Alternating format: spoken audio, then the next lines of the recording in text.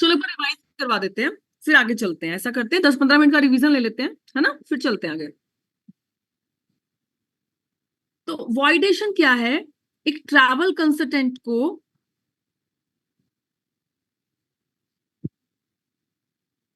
Iota की तरफ से, IATA, आइटा तो सबको पता है ना, yes international airlines transport association, है ना। और हमने जीडीएस भी बता दिए थे कि ये जीडीएस होते हैं। जैसे गैलीलियो है, वो क्या है हमारा? जीडीएस। यस, जीडीएस मतलब ग्लोबल, ग्लोबल मतलब पूरा वर्ल्ड वाइड है ये ट्रैवल एजेंट के पास, राइट। अगर गलीलियो का लिंक डाउन होगा ना, तो पूरे वर्ल्ड में लिंक डाउन होगा। अगर एयरलाइंस का लिंक डाउन होगा तो गलीलियो भी नहीं चलेगा, पता है आपको। तो ये सारा सिस्टम से लिंक्ड है, वो आप लोगों को पता ही है। आप लोग जो भी हमने पिनर बनाए हैं वो आप देख ही चुके हो कि वेबसाइट पे भी सारा कुछ ट्रैक हो जाता है एयरलाइन की, है ना। तो ग्लोबल डिस्ट्रीब्यूशन सिस्टम, जहां जहां मैं रिकॉल करवा रही हूँ ना, अगर आपको फिर भी कोई डाउट, अगर आप होल्ड कर रहे हैं, तो मुझे वहीं पे उसी टाइम पिंग कर सकते हैं। ठीक है, ठीक है Naresh sir. Yes ma'am. Good. आज नरेश सर आप बिल्कुल टाइम पे आए हैं, जी ऑन मैम। डॉट। Very good, keep it up. Thank you ma'am. So voidation जो है ट्रैवल कंसल्टेंट को, आइटा किनको? ट्रैवल कंसल्टेंट्स को। ट्रैवल कंसल्टेंट का मतलब क्या होता है? Travel companies, obvious. मुझे थोड़ा सा एजेंट वर्ड बोलना अच्छा नहीं लगता है, तो इसलिए मैं ट्रैवल कंसल्टेंट्स बोल देती हूँ, राइट। सो ट्रैवल कंसल्टेंट्स हैं, ट्रैवल कंपनीज हैं, एमएनसीज हैं, वट जो भी है, वीजा इमिग्रेशन कंपनीज हैं, वट। सो ट्रैवल कंसल्टेंट्स को एक वो फैसिलिटी देता है कि अगर आपकी विद इन 24 आवर्स, अगर हम इसको बोलें, और अगर मैं बोल रही हूँ सेम कैलेंडर डे, तो मेरी कौन सी स्टेटमेंट सही है? सेम, ये एस है, सेम कैलेंडर डे। अगर मैं बोल रही हूँ कि वॉइडेशन इज पॉसिबल, जो एक ऑब्जेक्टिव पूछ लेती हूँ, जैसे वॉइडेशन वाली क्लास हो चुकी है, यस और नो बताना, सेम कैलेंडर डे में वॉइडेशन पॉसिबल है। एंड अगर आपको क्वेश्चन आए, जैसे आपकी एग्जाम में क्वेश्चन आता है कि 24 आवर्स वाला ऑब्जेक्टिव जो आंसर है वो करेक्ट है या ये करेक्ट है, कौन सा करेक्ट है? Same calendar day, very good. क्योंकि अगर हमने आज, लेट से आज क्या है, 25 है ना।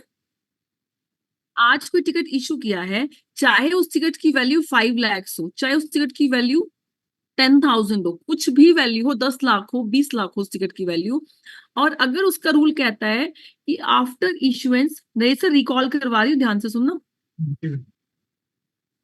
After issuance ticket non refundable है, फुली नॉन रिफंडेबल है। कब? Just after the issuance non refundable है, राइट। इवन पार्शियल रिफंड कुछ नहीं लाऊ है, कुछ भी परसेंट अलाउ नहीं है। तब भी अगर सेम कैलेंडर डे पे टिकट आप एयरलाइन को बाय कर चुके हो, सब कुछ कर चुके हो, टिकट नंबर पास हो चुका है, पेमेंट भी आपकी, सब कुछ आपका डन हो चुका है, टिकट आ चुकी है आपके पास, लेकिन रात के 2359 तक, कौन सा टाइम इसका लास्ट है? ये टाइम समझते हैं? इस टाइम फिगर को सब अंडरस्टैंड करते हैं? क्या टाइम है ये? Yes ma'am. क्या क्या टाइम है ये? रात का 12 बजे मैम से 1 मिनट पहले का, है ना। Yes ma'am. क्योंकि कैलेंडर चेंज हो जाता अगर है। आज 25 है, तो जैसे ही 2359 के बाद अगले मिनट क्या हो जाएगा सर? 26 जुलाई हो जाएगा। डेट चेंज हो जाती है मैम इसमें। Yes, that is my purpose to make you understand कि 26 जुलाई हो जाती है। फिर उस अगले नेक्स्ट मिनट पे ये टिकट जो है वॉइड नहीं हो पाएगी। अब वॉइडेशन का सारा पैसा रिफंड आ जाता है, सारा का सारा पैसा। और आपको एक, मैं आपको एक टिप बताती हूँ। जब आप आइटा हो जाते हो ना, आइटा हो जाते हो ना, एक आपको बेनिफिट ये भी है कि आपको ये 5 लाख वापस आने की वेट नहीं करनी होती। ये 5 लाख टिकट इशू के आपके पास आ जाती है। ये 5 लाख आपके, जो इसकी बिलिंग साइकिल होती है ना, वो आफ्टर 7 डेज जाने होते हैं। ये भी बहुत बड़ा बेनिफिट है। अब आपको इसमें क्या बेनिफिट है? भाई आपको, आपने क्लाइंट से पेमेंट ले ली, ऑब्वियस क्लाइंट से तो पेमेंट लोगे ना टिकट इशू करने से पहले, यस और जी नो मैम। बताना। Yes yes, ma'am. Okay. Yes. अब आपकी पेमेंट 7 डेज के बाद जानी है, क्योंकि आपको आइटा से क्या मिलता है? टाइम मिलता है, 7 डे क्रेडिट्स। यस। अगर आइटा है कंपनी तो ओके, हम नॉन आइटा की बात नहीं कर रहे, हम यहाँ आइटा की बात कर रहे हैं, right. IATA IATA credit agent को ही क्या देती है, प्रोवाइड करती है, क्रेडिट प्रोवाइड करती है, राइट। अब ये 5 lakhs आपने पेमेंट भी नहीं दी, तब भी आपके पास ही है, क्योंकि पेमेंट तो आपने 7 days बाद करनी थी। अब आपने वॉइड कर दी टिकट। वॉइड किसकी सिचुएशन में, मैंने बताया था किसकी सिचुएशन में आपको हेल्प करती है। इनकेस आपने टिकट सुबह इशू करी 5 लाख के फेयर में, शाम होते होते फेयर 3 लाख का आ गया, जरूरी है 3 लाख का आए। मैं आपको ये 2 लाख का प्रॉफिट नहीं यहाँ पे दिखा रही हूँ। हो सकता है कि 480 का आ जाए, 4,80,000 का आ जाए, हो सकता है 470 का आ जाए। मैंने तो जस्ट आपको एग्जाम्पल दे रही हूँ आपको मैं। तब भी आप उस टिकट को वॉइड करो, आपका सिर्फ 1,000 रुपीज लगेगा, राइट। चाहे आपकी 10,000 की टिकट है, चाहे उस एक टिकट की वैल्यू 5 lakhs है, पर टिकट ओनली 1,000 रुपीज वॉइडेशन का लगता है। चाहे वो टिकट आपकी फुली नॉन रिफंडेबल थी, चाहे नॉर्मल कैंसिलेशन उस टिकट की 20,000 रुपीज थी, या कुछ यूरोस थी, या कुछ यूएसडी में थी, वट एवर सो, वो नहीं, नॉर्मल कैंसिलेशन नहीं चार्ज होगी। तो ये था वॉइडेशन का मतलब। अब वॉइडेशन किसकी सिचुएशन में आप एक ट्रैवल कंसल्टेंट यूज करता है, ऑब्वियस अपनी ट्रिक्स तो यूज करेगा ना वो, जिसको फैसिलिटी मिली है। इन केस उससे कोई डेट चेंज गलत हो जाए, कोई डेट गलत डेट पे टिकट इशू हो जाए, उसने सेम डे एक्नॉलेज कर लिया, तो वॉइड करके टिकट न्यू टिकट बना के क्लाइंट को दे सकता है, जस्ट 1,000 रुपीज उसके वो जो है कट वो पेनल्टी लगेगा। और पेमेंट उसने अभी गई भी नहीं होती उसके अकाउंट से। अब पेमेंट नहीं गई है, इनकेस क्लाइंट कहता है कि मुझे नहीं जाना है, मेरे को रिफंड कर दो, मतलब मेरे को नहीं जाना है। अगर एक तो सिचुएशन ये हो गई, राइट। एक सिचुएशन क्या हो गई, नंबर 1 पे, if in case client same day मना कर देता है। क्लाइंट क्या करता है, क्लाइंट ने लेट्स से आपको 50,000 का टोकन दे दिया। कैसे, आप बोलो कैसे मना करता है, 50,000 टोकन दे दिया कि मेरी टिकट जो है कंफर्म कर दीजिए, आपने इशू कर दी 50,000 टोकन के ऊपर। अब लेट्स से उस टिकट की कैंसिलेशन थी 20,000 रुपीज, और टिकट की जो एग्जैक्ट ये थी कैंसिलेशन 20,000, और 50,000 क्या था, टोकन अमाउंट। टोकन मतलब एज अ, एडवांस में। Yes, advance. एंड 20,000 उस टिकट की क्या है, कैंसिलेशन है ना। और एग्जैक्ट वैल्यू उस टिकट की क्या है, 1.5 लाख है। लेट से आपने 1.5 लाख देने, और रेस्ट मनी वो कह रहा है मैं आपको कल पे कर दूंगा। अब इन केस एक तो नंबर 1 से जो क्लाइंट ही खुद विड्रॉ कर रहा है अपनी क्वेरी को, और वो कह रहा है ठीक है, आप बोल रहे हो कि ठीक है 20,000 कैंसिलेशन है, तो मैं वो आपको फिर टिकट रिफंड में डाल देता हूँ। उसको होना पता है वॉइडेशन क्लाइंट के लिए नहीं है, ट्रैवल कंसल्टेंट्स के लिए होती है। तो 20,000 आपको, आपने पे किया एयरलाइन को, अभी नहीं किया ना, नहीं किया। नहीं किया ना, एज एन आइटा एजेंट नहीं किया ना। Yes ma'am. तो 20,000 आपको प्रॉफिट में काउंट करोगे कि लॉस में काउंट करोगे, मैम प्रॉफिट ही होगा तो। ऑब्वियस। तो 1,000 वॉइडेशन का लगा तो 19,000 का नेट प्रॉफिट है, यस मैम। राइट। तो एक तो ये सिचुएशन हो गई। आई एम नॉट सेइंग कि 20,000 कैंसिलेशन है, हो सकता है कि 25,000 कैंसिलेशन हो सकता है कि 15,000 कैंसिलेशन हो सकता है 7,000 कैंसिलेशन हो। कैंसिलेशन तो वेरिएशन पे होती है, राइट, ओके। सो सेकंड क्या है कि इनकेस ट्रैवल कंसल्टेंट से कोई मिस्टेक हो जाए, एंड वो टिकट नॉन रिफंडेबल है चाहे रिफंडेबल है, फिर भी वो टिकट को वॉइड कर पाएगा, ये कंसेप्ट तो क्लियर है ना, सेम कैलेंडर डे पे वॉइड कर पाएगा, राइट। कोई ट्रैवल डेट उससे गलत डेट की इशू हो जाए, जैसे लेट से 24 अगस्त की बजाय वो 24 सितंबर कर दे इशू करते हुए। अब उसने सेम डे एक्नॉलेज कर लिया, और अगर टिकट चाहे नॉन चेंजेबल भी है ना, नॉन चेंजेबल है, तो उसके ऊपर क्या वेपन है, एक क्या उसके पास एक बहुत अच्छा टूल है। क्या टूल है कि वॉइडेशन करो और नई टिकट बना दो। अब नेक्स्ट क्या आ सकता है क्लाइंट के बेनिफिट में, क्लाइंट ने दोपहर को टिकट इशू करी, दोपहर को फेयर कुछ भी था XYZ, आफ्टरनून में फेयर कुछ भी XYZ था, कुछ भी मान लो 20,000 था लेट से, राइट। एंड इवनिंग में कोई लोअर क्लास आ गई सिस्टम पे और उसका फेयर है 12,000 रुपीज। तो आप सोच रहे हो कि मैंने 20,000 की टिकट है, लेट से आपने उस टिकट को 22,000 में सेल किया हुआ है, तो आप कह रहे हो कि 12 में आ गई है, सेम सेम टिकट है, सेम फ्लाइट है, सेम टाइमिंग है, सेम सेक्टर है। तो अगर आप इसको इस 20,000 की वैल्यू वाली टिकट को वॉइडेशन करते हो तो 1,000 रुपीज आपका जाएगा।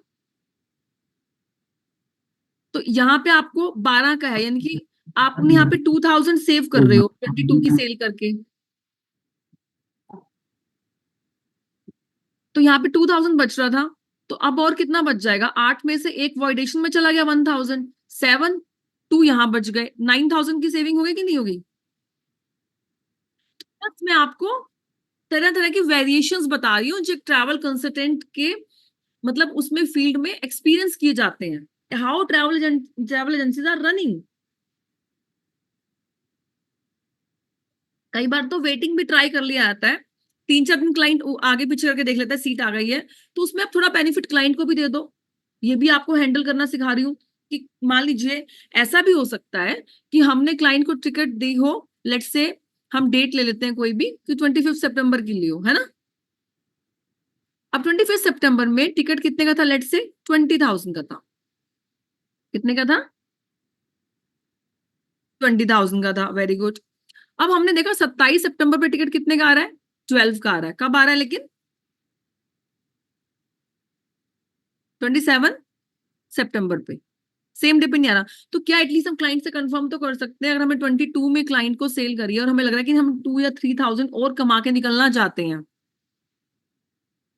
तो हम क्लाइंट को कंफर्म कर सकते हैं कि सर 27 पे जो है आपको वही टिकट वैसे 22 की पड़ रही है, 18 की भी पड़ सकती है या 19 की भी पड़ सकती है, वट एवर, सो जो भी आपको लगता है, आपकी कैलकुलेशन, ये खुद का आपका सेल्फ डिसीजन है। तो क्या अगर मैं 27 कर दूं, वो कहता है अगर ओके करता है तो उसको अवॉइड करो और कर दो, डिसीजन लो फटाफट से, प्रॉम्प्ट डिसीजन लो।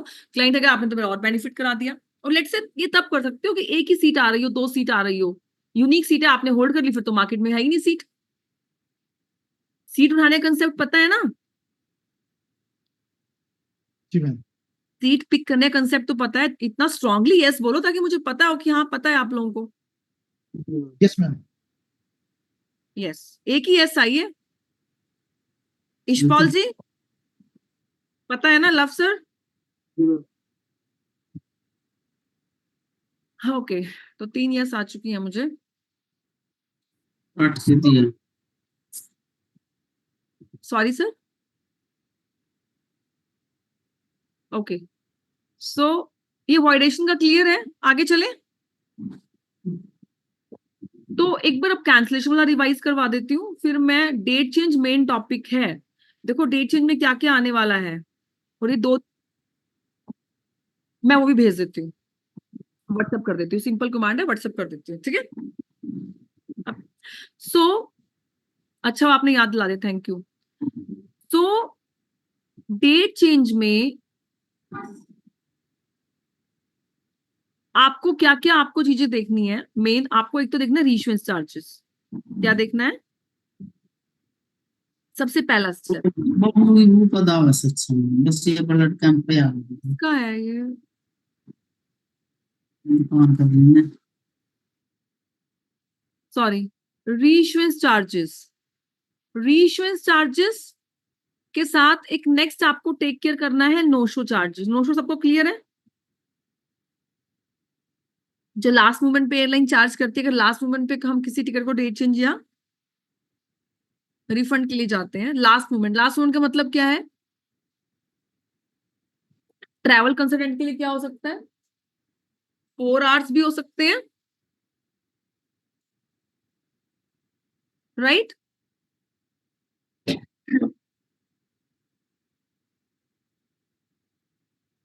क्या हो सकता है?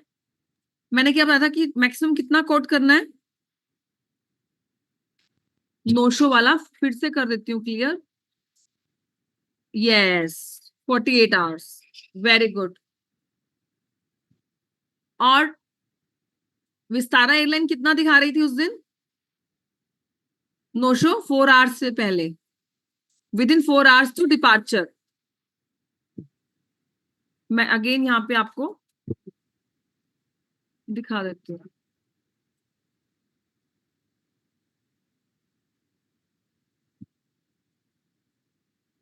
देखो हम अवेलेबिलिटी ले लेते हैं विस्तारा की। सितंबर, दिल्ली लंदन,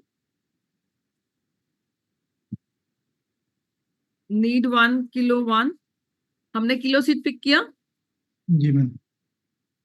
और फिर एफक्यू किया इसकी कैंसलेशन और डेट चेंज चेक करने के लिए और नो शो चार्जेस चेक करने के लिए। डिस्प्ले रूल का लिंक दिख रहा है यहाँ पे? Yes ma'am. Very good. अब ये कंपोनेंट में डेली लंडन का लिंक दिख रहा है आपको? जी मैम। Very good. अब चेंजेस क्या है? अभी हम चेंजेस नहीं देख रहे हैं, डेट चेंज की पेनल्टी हम अभी अभी उस पे नहीं आ रहे हैं, राइट? तो अभी ध्यान दो नो शो पे ऊपर, जहां पे आपको नो शो लिखा हुआ दिख रहा है।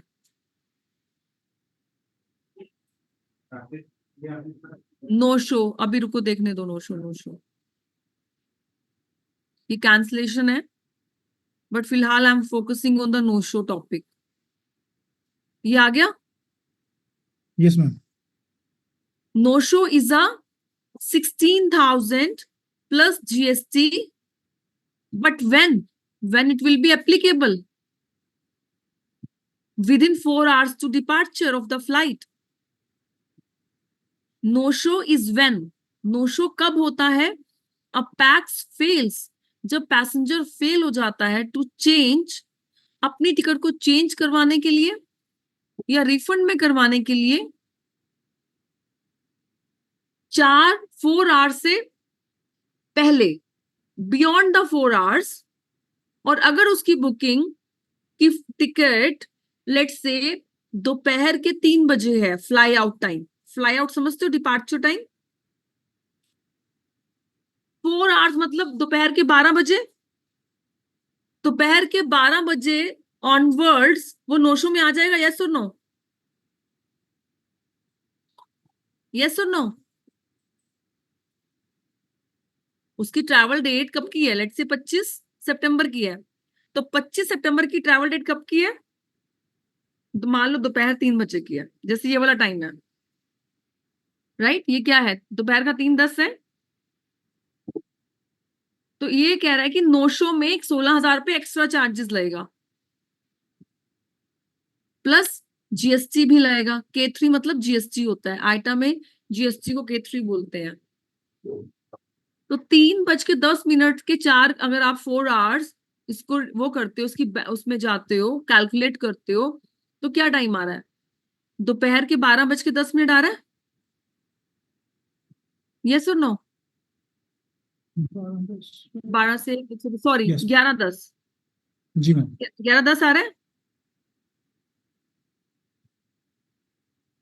तो आप क्या क्लाइंट को बोलोगे कि मुझे आप 10 बजे तक बता देना, 5 घंटे पहले बता देना? आप आइडियली क्लाइंट से कितना टाइम लोगे नो शो के लिए? नो शोज को कैसे डिफाइन करोगे? आप आराम से बोलो 96 आवर्स पहले। हम नो शो के ऊपर थे ना? Yes ma'am.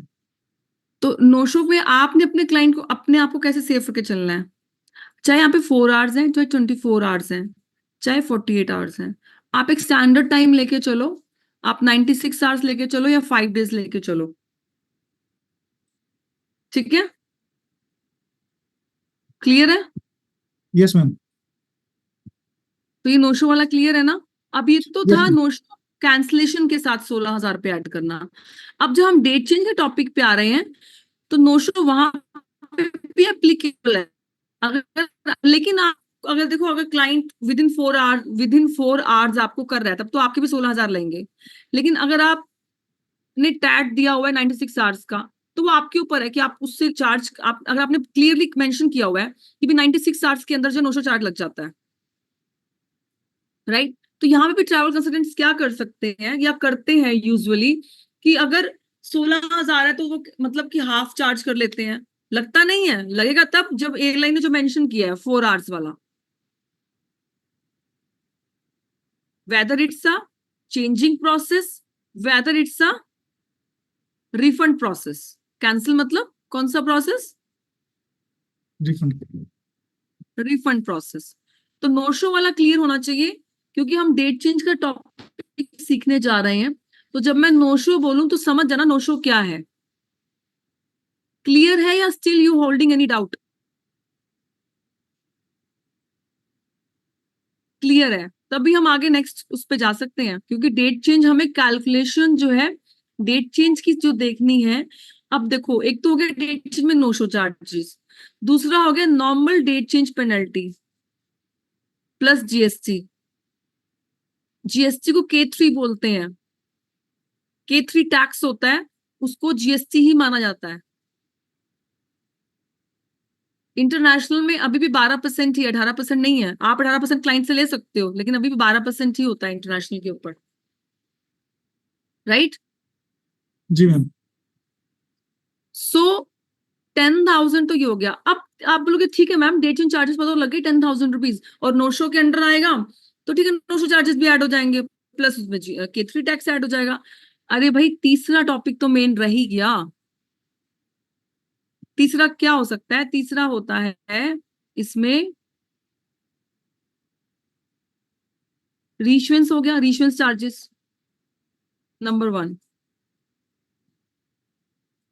2 पे क्या हो गया? No show. अब नो शो हमेशा तो नहीं होता ना, ऑलवेज तो नहीं होगा। नो शो चार्जेस ऑलवेज तो एप्लीकेबल नहीं होंगे ना, डिपेंड ऑन द कि वो कितनी एडवांस में करवा रहा है। तो अगर एडवांस में करवा रहा है, फ्लाइट उसकी 7 दिन बाद की है, तो क्या नो शो एप्लीकेबल होगा? नो। और वो फ्लाइट का रूल कह रहा है 4 आवर्स कह रहा है, या लेट्स से और 24 आवर्स भी है, चलो पहले कि विद इन 24 आवर्स अगर आपकी टिकट आ गई है ट्रैवल से, तो तब नो शो एप्लीकेबल होगा। तो नो शो क्या है, वो सिचुएशन पे डिपेंड है। बट रीइश्यूएंस चार्जेस क्या है, ये भी फिक्स नहीं है।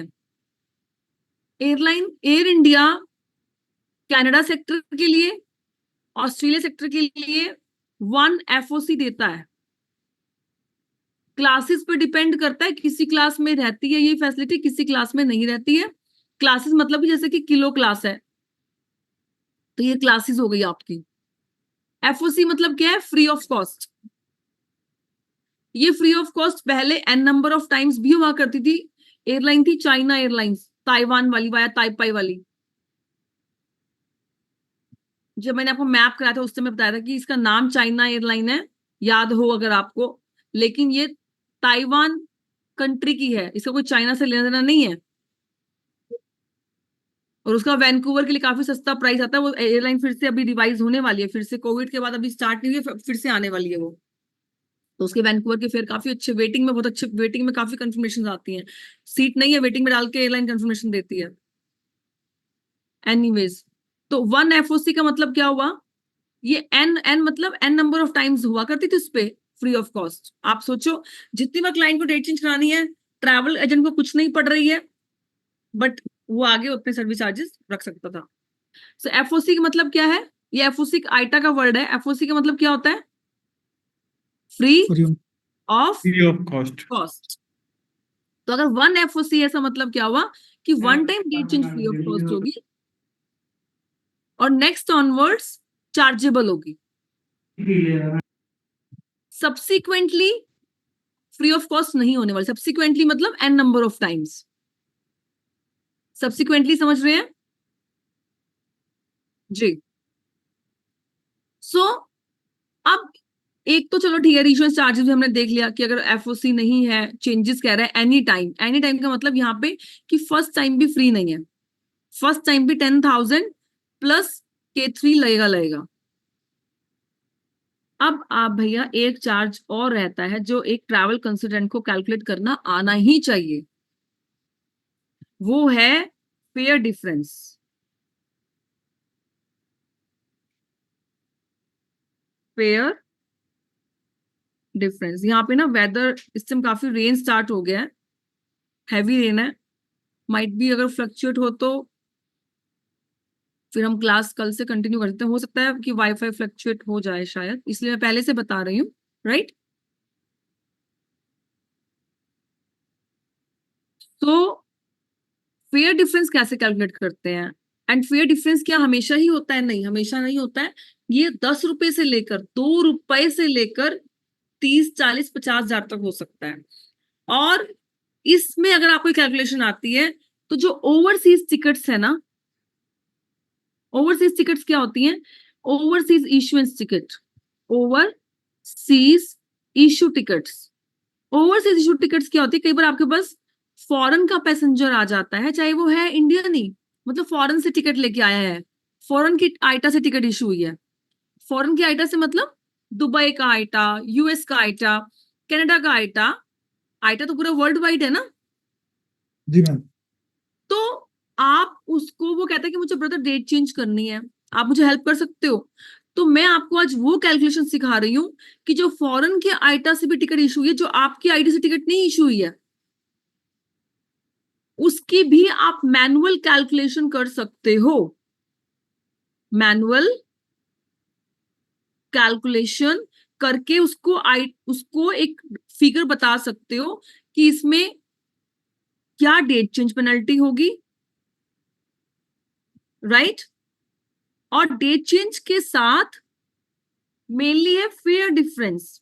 फेयर डिफरेंस उसमें लग रहा है कि नहीं लग रहा है? अब फेयर डिफरेंस होता क्या है, पहले तो मुझे आपको ये समझाना है। तो मैं आपको एक छोटी सी रोड ट्रांसपोर्टेशन की टिकट से समझाती हूँ। रोड ट्रांसपोर्टेशन मतलब बस की टिकट से समझाते हैं। एयरलाइन क्या है? Air transportation. बस क्या है? Road transportation. ठीक है। क्रूज क्या है? वाटर ट्रांसपोर्टेशन, सी ट्रांसपोर्टेशन, राइट? क्लियर है? जी मैम। तो रोड ट्रांसपोर्टेशन में लेट्स से हम वॉल्वो बस का ले लेते हैं एक आइडिया, कि आपने 3 महीने एडवांस वॉल्वो की टिकट 500 रुपीज में करवाई थी, डेस्टिनेशन कोई भी ले लो, ठीक है? चंडीगढ़, दिल्ली ले लो, कुछ भी ले लो, ओके? अब भाई आपको इसमें क्या हो गया, इसमें आपको इसको रीइश्यूएंस करवानी पड़ेगी। रीइश्यूएंस मतलब इसमें डेट चेंज करवानी पड़ रही है। तो रीइश्यूएंस मान लीजिए पेनल्टी है इसमें 20 रुपए। अब लेकिन वॉल्वो ने अपनी टिकट की वैल्यू 500 की जगह कर दी 540। जब आपने टिकट बाय की थी, लेट से उस दिन आप नोट कर लो, उस दिन था 20 मई। क्या था उस दिन? 20 मई से। और ट्रैवल डेट कब की थी? लेट से मान लो 20 सितंबर की थी। समझ में आ रहा है? जी मैम। 20 मई क्या है? इशुएंस डेट, बाय डेट कह लो।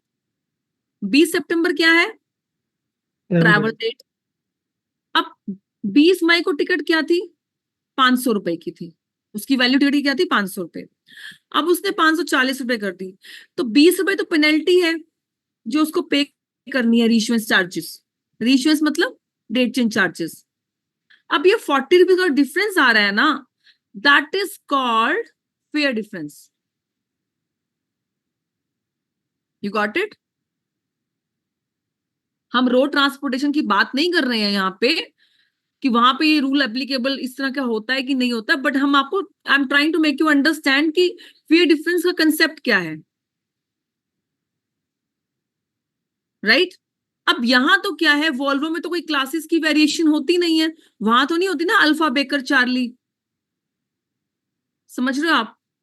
Yes ma'am. तो वहां तो एक 540 का फिक्स प्राइस रहने वाला है कि भाई 500 में हुई थी सीट, 540 हो गया तो तुम 40 रुपीज फेयर डिफरेंस दे दो, प्लस रीइश्यूएंस चार्जेस दे दो, प्लस 5% टैक्स दे दो, तो 60 हो गया। टोटल 60 हो गया। और प्लस को जो टैक्स वुक्स लेना है तो 60 प्लस टैक्स के हिसाब से ये खर्चा आएगा। तो ये थी सिंपल सी कैलकुलेशन, राइट? जी मैम। एयरलाइन का फेयर डिफरेंस जो है इजी नहीं है कैलकुलेट करना, बट मैं आपको बहुत इसी तरीके से समझाऊंगी। बट कहीं ना कहीं आपको फेयर डिफरेंस समझ में आना चाहिए कि बेसिक है क्या फेयर डिफरेंस। तो समझ में आया फेयर डिफरेंस है क्या? कहते हैं किसे, इसकी डेफिनेशन समझ में आई? ओके। अब हम इसको आज एक स्टेप करेंगे और ये फॉलोइंग जो है आगे आगे चलता जाएगा, जब हम इसको 2 दिन में इसको कंप्लीट करेंगे। फेयर डिफरेंस की कैलकुलेशन ही हमारी जो है ऑलमोस्ट 2 से 2.5 घंटे की, मतलब आपको समझ में आ जाएगी अगले 2 दिन में। और ठीक है, अब हम एक प्रैक्टिकल करते हैं यहाँ पे फेयर डिफरेंस कैलकुलेट करने के लिए।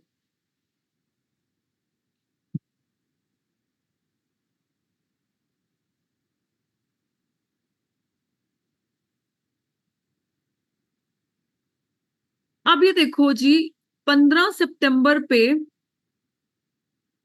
दिल्ली लंदन हमने सीट HS1 पे हमारी होल्ड है ना?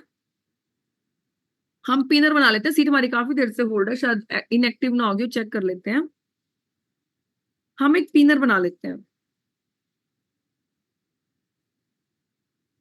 बुकिंग बना लेते हैं, ठीक है? CM/T.T*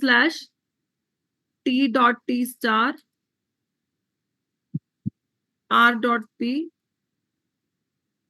E R I R, पिनर बन गया। जी मैम। अब जब डेट चेंज की रिक्वायरमेंट आती है, वो प्रीपोन भी हो सकती है, पोस्टपोन भी हो सकती है। पहले की भी रिक्वायरमेंट आ सकती है कि मुझे पहले जाना है, या वो कहते हैं कि मुझे पोस्टपोन करना है, बाद में जाना है ना। तो प्रीपोन की सिचुएशन ले लेते हैं लेट से। अब ये जो पिनर है किलो क्लास में बना हुआ है, तो रूल नंबर 1 लिख लो कि जब आपको लेट से, अगर आप क्लाइंट कहता है कि मुझे नवंबर में जाना है और 18 नवंबर को दिल्ली लंदन में विस्तारा में, अब देखो किलो क्लास में पिनर बना था 15 सितंबर के लिए। अब 18 वो तो लोअर क्लास भी आ रही है, थोड़ी सी लोअर, ज्यादा नहीं आ रही है, ज्यादा लोअर सबसे लोएस्ट कौन सी है? वीसी। विक्टर क्लास है ना। Yes ma'am. क्यूबेक में भी नहीं आ रही, वाटर में आ रही है। तो जी चलो मैम। वाटर आपसे, अब वाटर में एयरलाइन क्या कहती है, रूल चेक कर लो, ये लिख लो कि जब भी डेट चेंज करनी है, चाहे लोअर क्लास भले ही ओपन हो, हम डेट चेंज या तो सिमिलर में करेंगे, ये अलाउ है हमें ना, मतलब जो रूल है ये आइटा का, कि या तो सिमिलर में करेगा या उससे हायर में करेगा। अगर लोअर क्लास ओपन है तो हमें एयरलाइन जितना हमने किलो क्लास का पे किया हुआ है, लेट से किलो क्लास का हमें 10,000 पे किया है, ठीक है, कितना पे किया है? 10,000 की टिकट है। अब वाटर क्लास की, वाटर तो लोअर है ना किलो से। जी मैम। वेरी गुड, शुक्र है, पता तो है। वाटर क्लास जो है मान लो 8,000 की है, लेकिन आइटा कहता है कि 8,000 वाली अगर आप सीट पिक कर लेते हो ना, तो इसमें आपका डेट चेंज प्रोसीजर आपका सक्सेसफुली हो पाएगा, और एयरलाइन जो आपके 2,000 रुपये आपका डिफरेंस आ रहा है, तो एक 2,000 तो एयरलाइन को बाकायदा तो वापस करने चाहिए ना, जी। वो करती नहीं है वापस। जी मैम। तो आपने चाहे लोअर क्लास आ भी रही हो, आपको सिमिलर ही उठानी है। लिख लिया है नोट्स में। जी मैम। डेट चेंज के टाइम, हाँ, अगर आपने रिफंड में डालना, रिफंड में डालने के बाद आप चाहे उसको विक्टर में उठा लो, अगर विक्टर में आ रही है, सबसे विक्टर सबसे लोएस्ट है।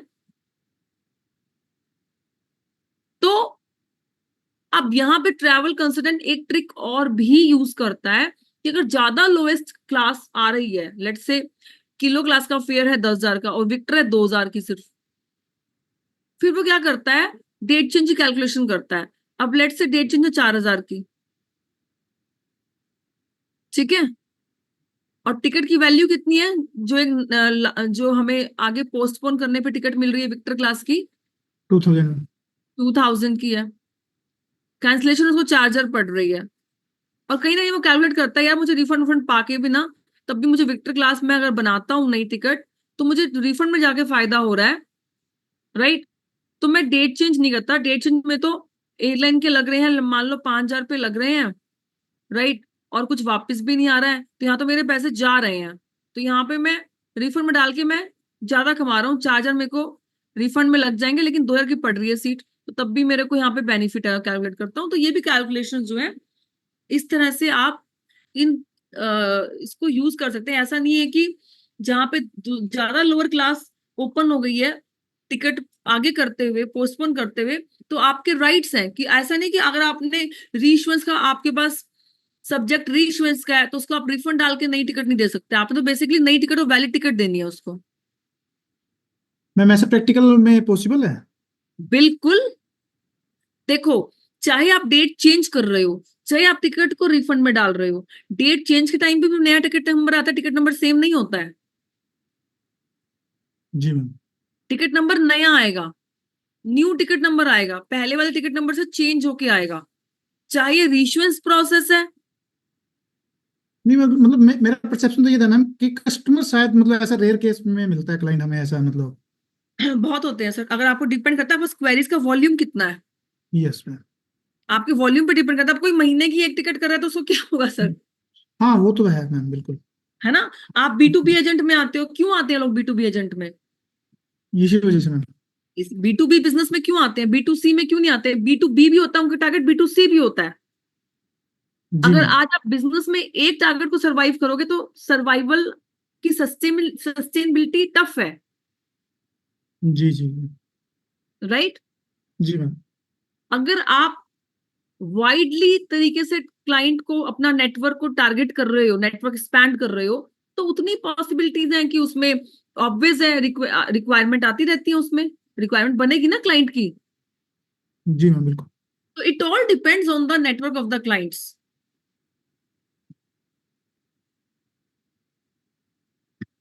राइट? जी मैम। फिलहाल हम आपको मतलब जो जो चीजें इसमें आपको आप कर सकते हो इनोवेशन,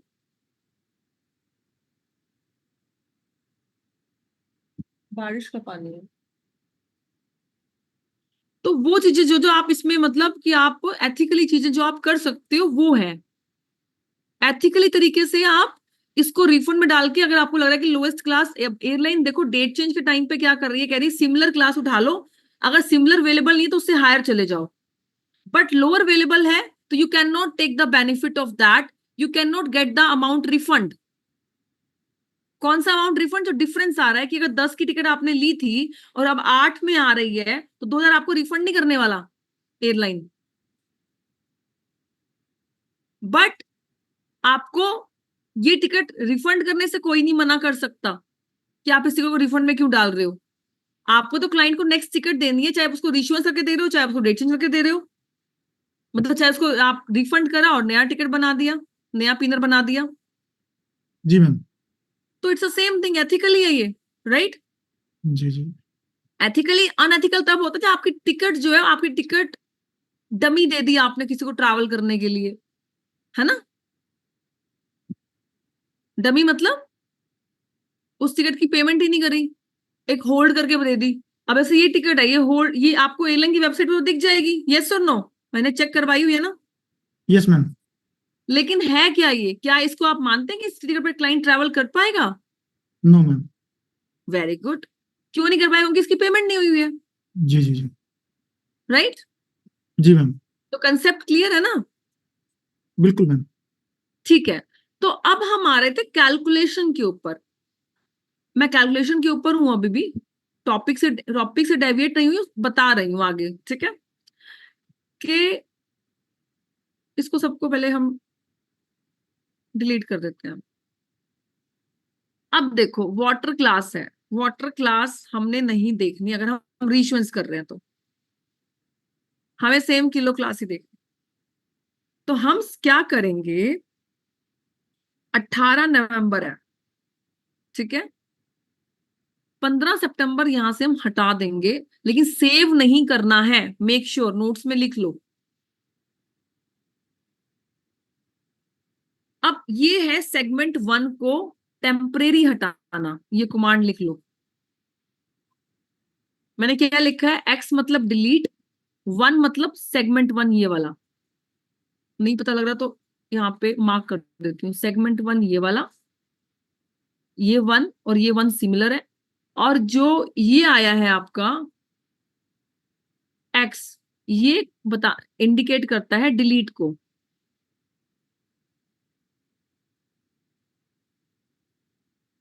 तो 1 यहाँ पे क्या है, ये है 1, ये लाइन नंबर 1,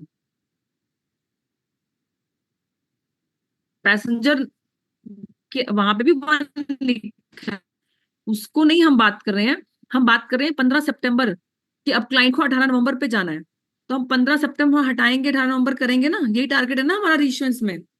जी मैम। तो लाइन नंबर 1 समझ में आया? कौन सा लाइन नंबर 1 है? ये वाला लाइन नंबर 1 है, ये नाम वाला लाइन नंबर 1 नहीं, जहां पे sector, date, class, airline mention है,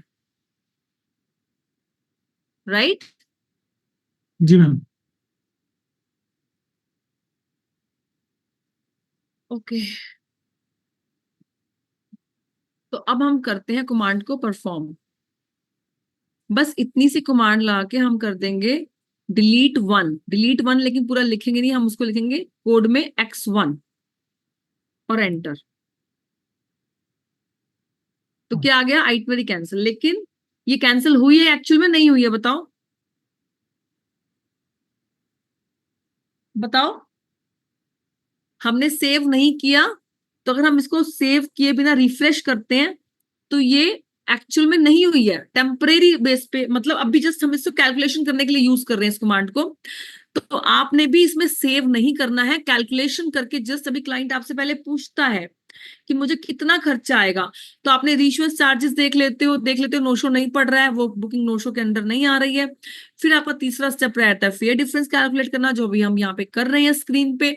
और फेयर डिफरेंस कैलकुलेशन में आपको R.P.ER वाली कमांड यूज नहीं करनी है। अगर आपने सेगमेंट डिलीट किया 15 सितंबर वाला एक्सरे 1 करके और आपने सेव कर दिया, तो वो एक्चुअल 15 सितंबर वाला निकल जाएगा, वो खत्म हो जाएगा। और अभी तो जस्ट हमें जब कैलकुलेशन करनी है तो पहले क्लाइंट का ओके लेना है, क्लाइंट पेमेंट कर रहा है, then you will be going ahead to change the ticket. मान लीजिए पेनल्टी पड़ रही है, टोटल सब कुछ मिला के 40,000 खर्चा आता है, क्लाइंट कहता है नहीं रहने दो, आप तो बोलोगे मैं कर चुका हूं, मुझे पेमेंट कर दो। क्लाइंट बोलेगा भाई नहीं, मुझे नहीं करना है, मैं तो जैसा आपसे पूछा था तभी मैं बता रही हूँ, R.P.ER नहीं करना। कर लिया नोट? जी मैम। कैलकुलेशन के लिए R.P.ER की नीड ही नहीं है। इसकी ये कमांड सबको मैंने बहुत अच्छे से बार बार करवा रखी है, एज आई बिलीव, याद भी होगी है ना?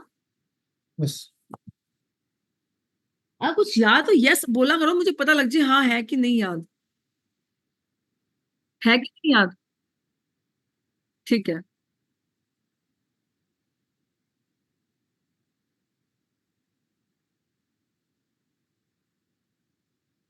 लव सर क्लास में नहीं है?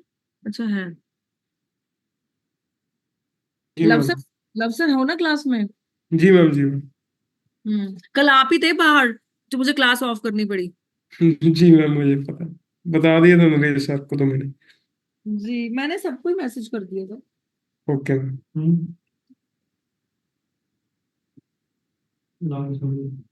तो अब मैंने क्या किया, मैम डिलीट के लिए आपने @ का साइन बोला है मैम।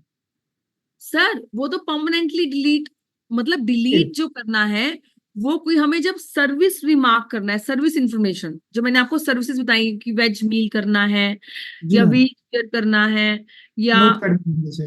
नोट पैड एंट्री करनी है, यहाँ तो हम सेगमेंट हटा रहे हैं, ओके मैम। ट्रैवल डेट हटा रहे हैं। वो सर्विसेज जो हमें चाहिए थी उस सर्विसेज को हम हटा रहे थे, राइट?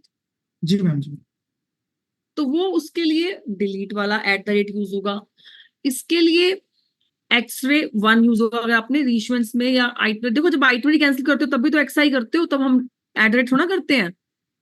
जी मैम बिल्कुल। तो फिर उसके बाद बस R.P.ER कर देते हो, है ना? जी जी जी। IR कर लो, मैंने कुछ भी नहीं किया, सेव नहीं किया मैंने, सब कुछ ऐसे ही है। तो एक्सरे 1 किया तो 15 सितंबर हट तो गया स्क्रीन से, टेम्परेरी हटा है, एयरलाइन के एंड पे नहीं हटा है, एयरलाइन के एंड पे 15 सितंबर ही है। लेकिन अगर मैंने इसको सेव कर दिया तो ये परमानेंटली सेगमेंट खत्म है। तो कैलकुलेशन जब जस्ट करनी है तो उसको टेम्परेरी हटाना है। अगर मैं बोल रही हूँ टेम्परेरी हटाना है तो इट मीन्स क्लियर है कि R.P.ER नहीं करना। ठीक है? मैम इनकेस हमने मतलब उसको सेव कर दिया तो एयरलाइंस की सिस्टम से तो हट गया मैम, वहां पर वो डेट चेंज होगी और सर कस्टमर। हटी क्या, वो तो खत्म है। हाँ मैम। तो क्लाइंट कहता है कि मैं 5,000 या 4,000 नहीं पे कर रहा हूँ। कुछ भी वगैरह नहीं, मेरे को वो कहना जैसे वो, सर मैं आऊं आपके पास कि सर मेरा ना प्लान बन रहा है 18 नवंबर का, मेरी टिकट आपसे हुई है सितंबर मंथ की, तो जरा देखना कितना खर्चा है। मैंने जी तो मैम। जस्ट खर्चे की इंक्वायरी करी है ना। हाँ हाँ हाँ। और वो गलती तो से मैम सेव हो जाता है मैम कमांड से। हो जाता है तो फिर उसका तो फिर आपको नई टिकट 15 सितंबर पे जब जितने की भी आ रही होगी देनी पड़ेगी आपको, नई बना के। Yes ma'am. आप क्लाइंट को ना बोलोगे मैंने तो कर दी, क्लाइंट बोलेगा यार मैं से नेक्स्ट टाइम तो तेरे से मैंने टिकट ही नहीं लेनी। जी मैम बिल्कुल, ये तो मैं कंफर्म करना चाह रहा था मैम, बिल्कुल। हाँ जी, वो खाली मतलब मसला मैम 4,000 रुपए का नहीं है, वो तो फिर पूरा टिकट का ही मसला है फिर तो। ठीक है।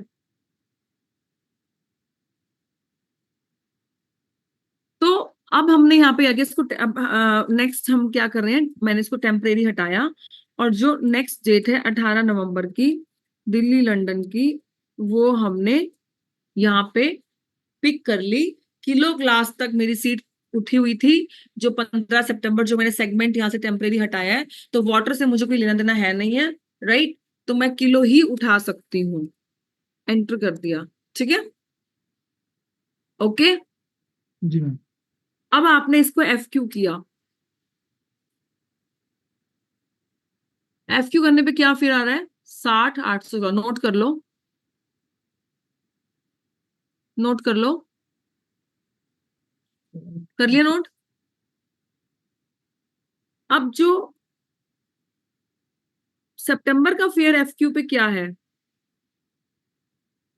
जो आपकी एक्चुअल टिकट बनी है वो कितना है, मतलब कि आपने हमने 15 सितंबर टिकट महंगी ली हुई है, और जो हम नवंबर की टिकट देख रहे हैं वो कम की है, समझ रहे हो आप। Yes ma'am. तो मतलब लेकिन इसमें अगर ऐसा अपोजिट होता कि 60,816 की टिकट हमने बाय की होती और न्यू टिकट 63 समथिंग की होती, तो वो डिफरेंस हमें पे करना पड़ता। अब यहाँ पे हमारा अमाउंट जो है एयरलाइन से मतलब कि उसमें है, हमें वापस मिलने वाला है, तो लेकिन इसमें कुछ भी नहीं मिलेगा, नॉर्मल इसमें हमारे रीइश्यूएंस चार्जेस लग जाएंगे, वापस कुछ नहीं मिलेगा, जी मैम। राइट। अब मैं आपको एक अभी इसकी रिविजन चलेंगी, ऐसा मत सोचो कि क्या हो गया एकदम से ये। अभी ये तो है 15 सितंबर, राइट। अब मैं आपको कुछ ऐसी डेट लेते हैं जिसमें कि फेयर डिफरेंस हमें पे करना पड़ रहा है। अभी है 25 जुलाई, 30 जुलाई देखते हैं।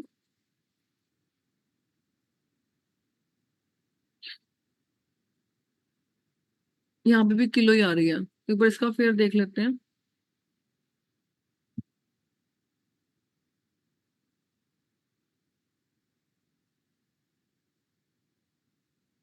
ये भी 60,816 की है। यहाँ पे भी आपको बोला सब्जेक्ट 30 जुलाई वाला आया। 30 जुलाई किलो क्लास, 30 जुलाई, अच्छा 26 जुलाई,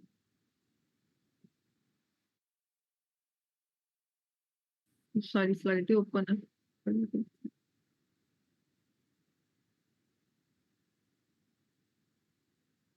अभी देखो ऐसा 26 जुलाई है, 26 जुलाई पे सारी फ्लाइट ओपन है ना, विक्टर क्लास भी ओपन है, यस मैम।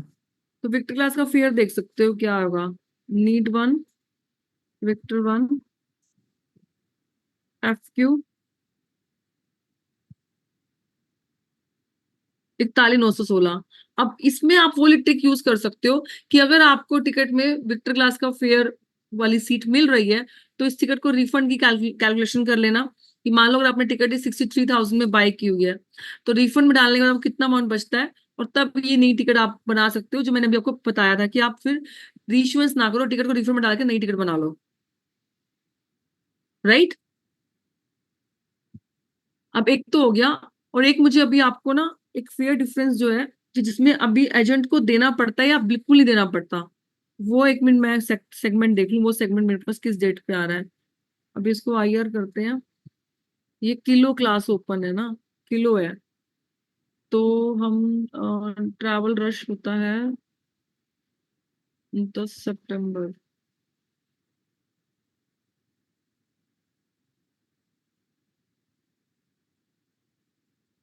10 सितंबर, तो अभी 2 किलो में आ रही है, तो किलो क्लास उड़ा देते हैं एक बार, फिर लीमा में दिखाते हैं आपको, एक बार किलो क्लास उड़ा देते हैं। किलो क्लास की सीट एक बार होल्ड कर रहे थे, नहीं तो किलो 1।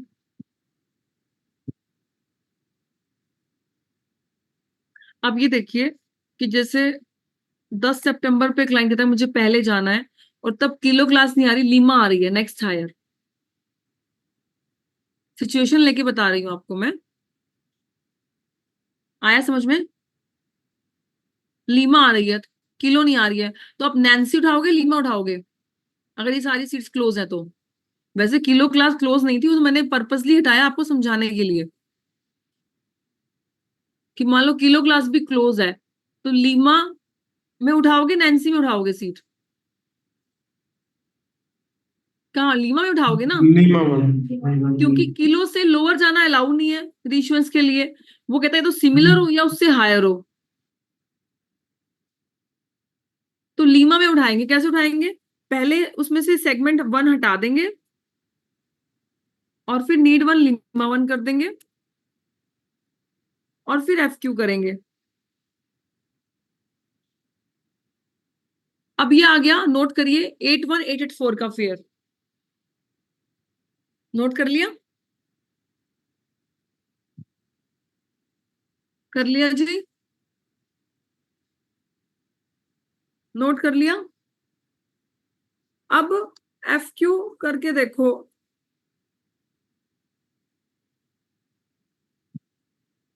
अब ये है कि मान लीजिए एक्चुअल में लीमा क्लास का ही फेयर है, बाकी सब क्लोज चल रहे हैं, तो 6336 जो है वो आपका बाइंग फेयर है पहली टिकट का। और वो वाला फेयर कितना था लीमा क्लास का? 81। तो वो जो अब इसमें और इसको लेस करके जो डिफरेंस आएगा ना, उसको बोलते हैं फेयर डिफरेंस लग रहा है।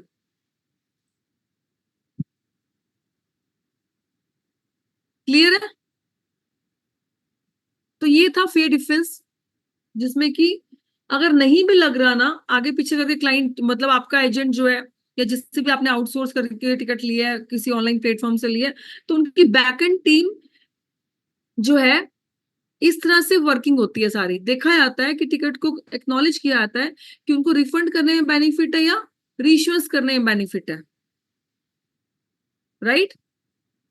और जब मैंने आपको वेटिंग वाला कमांड सिखाया है ना, वेटिंग में रिक्वेस्ट सबमिट करना, आप लोग क्या कर सकते हो कि अगर जैसे 18 अगस्त या जो भी डेट चाहिए, तो उसके लिए एक सेगमेंट अगर रिक्वेस्ट आप वेटिंग में डाल रहे हो, तो वेटिंग में डाल के भी ट्राई कर सकते हो लोअर फेयर। और जब अगर उसमें आ गया लोअर फेयर, वेटिंग अगर वेटिंग ओपन है, लोअर फेयर आ गया, तो इसको रिफंड में डाल दो। तो वेरिएशन तो बहुत है करने के लिए ना, जितनी नॉलेज होगी उतनी आप वेरिएशन कर पाएंगे अच्छे से। समझ रहे हैं? तो एक बार मैं इसको फिर से कल कंप्लीट एक बार रिवाइज भी करवा दूंगी, क्योंकि मुझे खुद लगता है कि एक बार ये रिवाइज चैप्टर होना चाहिए। ठीक है?